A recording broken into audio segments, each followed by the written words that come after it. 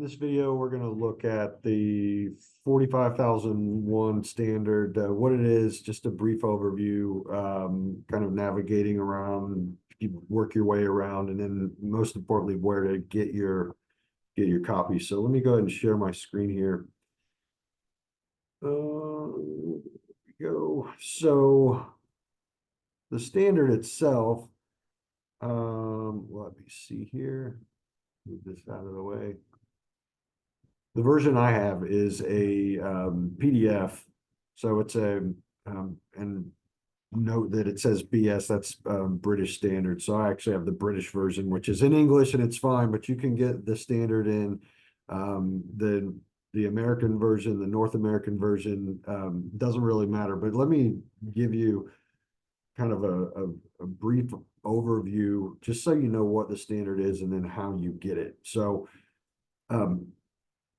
this is it. It is, you could see the BS version, ISO 45,001, 2008. It's the first edition of 45,001, which is a migration over from OSAS 18,001. And it's occupational health and safety management system requirements for guidance of use. If you go to our website, there is, and that website is concentricglobal.co. There's a section here called ISO 45,001 under resources. So if you come down here, it tells you a little bit about the standard, blogs about 45,001, some training options, consulting options, some tools. And at the bottom, there's a section for key links. So here's an example. The very first thing is purchase the standard from ASQ. You can purchase it from a lot of different sources. My preference is ASQ because I'm a member of ASQ's American Society for Quality. So you can go there if you want and purchase it from ASQ.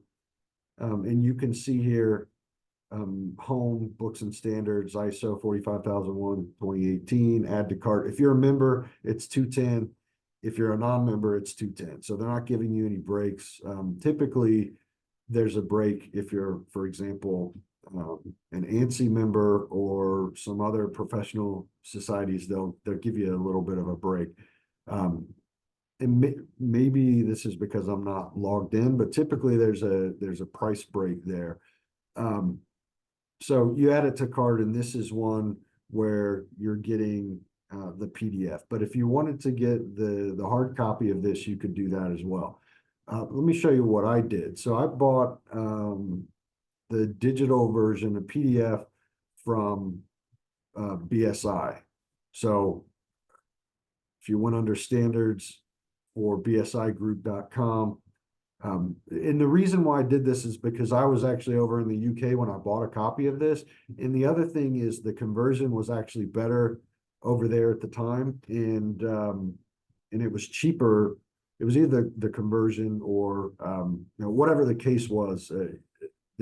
You'll find sometimes you can get an English version from whoever the association is in different countries, and that's actually sometimes cheaper in another country versus the US. But anyway, that's where I bought mine. Just to show you on the ANSI website, so the ANSI web store, and that's webstore.ansi.org. You could look under standards. You could get it here, and you'll see $210 is the price. So that's the same as ASQ. But if you're an ANSI member, you could get the PDF for $168. So before you buy this, check to see if you're not as an individual a member, check to see if your company is a member, and if so, usually your email address with the domain name is sufficient, and you could get a discounted price. I'd also look, like I said, at other countries if you want, but ultimately, if your employer or your company is picking up the tab, it's probably not worth too much of your time to go shopping around. But those are some sources that you can get the standard from. All right, so again, here's the standard. It is 54 pages long. And the general layout is you've got kind of that cover page here. And this section is really important. It's a table of contents. I actually use this quite frequently. There are kind of two things that I use. One is, and let me put these side by side here. So I got that here and this here. The table of contents is really helpful for me to help navigate around the standard. The other thing that's really valuable to me is this quick reference guide that's over here on the right. And you'll have that, if you're in a Google Classroom, you'll have that as a digital document, a PDF, in your course material section, which is at the top of the classroom. So, but anyway, this basically is really nice, especially if, for example, you want to hit Control F, and I'm looking back over here on this PDF. So Control F brings up the find field, and if I wanted to go to, let's say, I don't know, compliance obligation, or let's just look at compliance. So this is something I really like about the PDF is there are 18 mentions of compliance, and you can see right away where those 18 are. So, you know, whatever you're auditing or whatever you're trying to build within your system, you know, it's really easy if you have a PDF to be able to use that Control F feature. So, you know, for the past, I don't know, 15 years or so, I've really migrated to using the PDF. Now, when I go out and do audits, one of the things I like to do is I'll take my paper copy as well. So I actually get both of them. I buy both of them, one copy that's paper and one copy that's a PDF. And just because of annotation, I really like to write notes and that sort of thing. I have my standard right next to me actually right now. And it's very useful to have those notes going out to do the audit. But if I'm in desk mode using the Control F find feature and searching for the keywords is really an important and efficient way to navigate around the standard. So I'd encourage you to look at least getting a PDF copy, if not getting both. The other thing worth pointing out is if you put in the word shall, what will happen is you'll see highlighted all of the words shall that's detected in the standard. So one of the things that is brought up during some of the classes is, hey, how did you come up with the number of requirements? It's actually not listed on here. I thought it was on this one, but you'll see in the student manual in the slides that will show you there's a certain number of shalls, and the way that I count those. So for example, this one says the organization shall determine, and then there are 3 different requirements under this section. So I would count that as 3 requirements. The reason why I count it like that is because you could get hit on an audit for any one of those 3 items not being in compliance. So I count those as 3 individual requirements there. So that's how I do the count. So if you get to that module and you're asking yourself, how did you come up with, or how did James come up with this count of the number of shalls there are throughout the standard? That's how I did that. Some other key items. So early on in the standard, once you get past the table of contents, you've got the scope definition, normative reference, terms and definitions. And in this standard, it's actually fairly helpful, to actually have terms and definitions inside the standard, inside clause 3. In a lot of the standards, several of the standards, like 9001 in particular, they don't have really anything in here except a directive to go by the 9000 ISO 9000, which is a terms and definitions document that's completely separate, and you got to pay for that separately. So this one at least has a lot of the key terms and definitions here in clause 3. And then there's another deal here, and you'll see this in one of the modules. It's a breakout of ISO's online browsing platform, and then Electropedia, which is basically an all-inclusive terms and definitions throughout that pertain to a lot of the ISO standards. So anyway, clause 3 here with the terms, definitions, then you get into clause 4.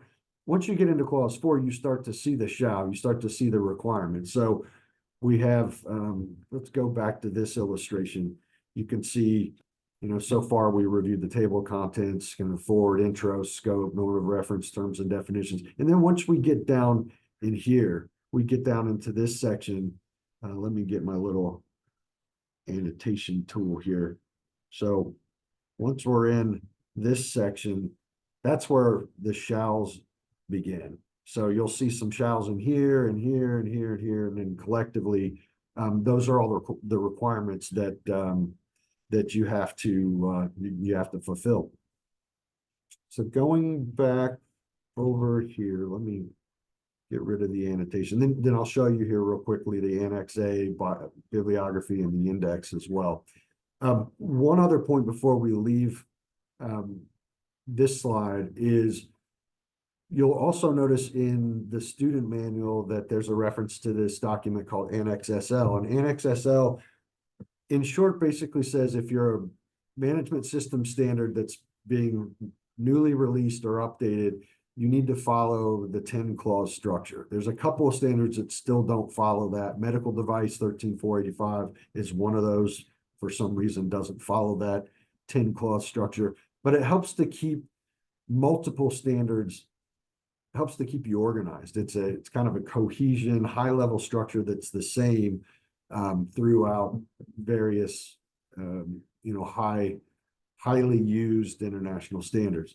The one thing that is different on the 45,001 is this item here, clause 5. This one is unique in that it's leadership and worker participation instead of just leadership. But otherwise, all of these top 10 and really the sections down here pretty much mirror each other with the big standards: 9001, 45,001, 14,001, IETF, so on and so forth.